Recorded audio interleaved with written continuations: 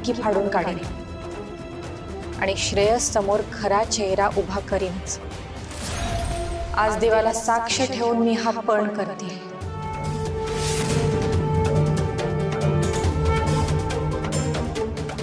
देवी आई नक्की बळ देईल तुला।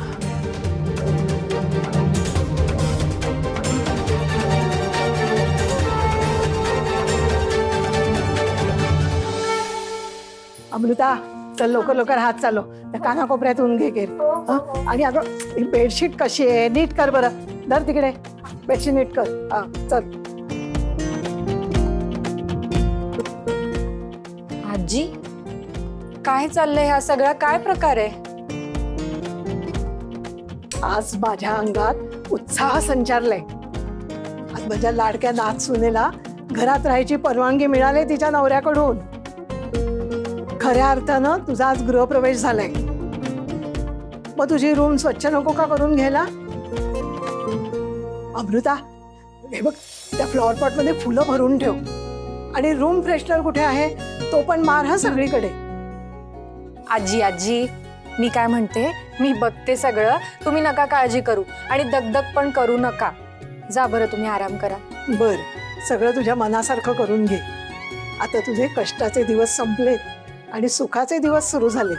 आज तू तुझ्या गेस्ट रूम मध्ये आहेस, पण माझी खात्री आहे लवकरच तू तुझ्या हक्काच्या म्हणजे श्रेयसच्या आणि तुझ्या खोलीत राहायला जाशील। हो आजी। करून घेशील ना नीट सगळं? हो आजी। चल गुड नाईट। सावकाश। हो।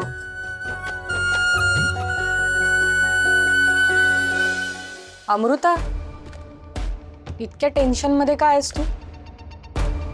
काय झालंय? श्रेयस तुला जे काय बोलला त्यामुळे दुखावली गेलीयस का? कारण तो जेव्हा तुला म्हणाला की तुझा जर या प्रकरणाशी काही संबंध असेल असं कळलं तर तुला सोडणार नाही, तेव्हापासून तुझा चेहरा उतरलाय। श्रेयस बोलला त्याचा राग आलाय का तुला? नाही हो ताई, राग कसला? आपल्या बायकोच्या जीवावर कुणीतरी उठलंय म्हटल्यावरती कोणालाही राग येणं स्वाभाविकच आहे ना। श्रेयस मला बायको मानत नाही। पण ताई, आमच्या सगळ्यांसाठी तुम्हीच श्रेयस सरांच्या बायको आहात। अहो राग आला म्हणून नातं थोडीच तुटतं। अगं मग इतकं टेन्शन कसलं आलंय तुला? हे बघ, तू बोलू शकतेस माझ्याशी, जे काय असेल ना ते सांग, माझा पूर्ण विश्वास आहे तुझ्यावर। ताई अहो श्रेयस सरांनी एकदम प्रश्नांचा भडीमार चालू केला ना, त्यामुळे मी खूप घाबरले हो।